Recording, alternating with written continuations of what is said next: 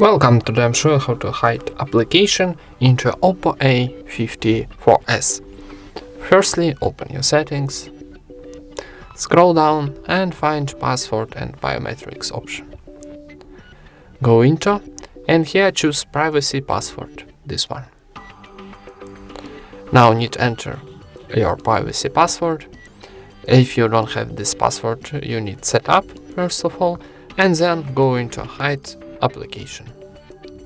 And now choose your application from the list, maybe for example Brawl Stars. Oh, okay, now we got information that we need setup access code. So go into our settings, and here we got example of our code, so maybe like 0022, and press confirm in the top right corner. Now we got information.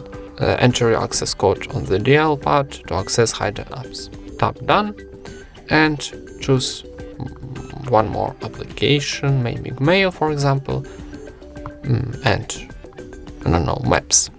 Okay, we hide our application and now go to our phone application and enter our success code 00.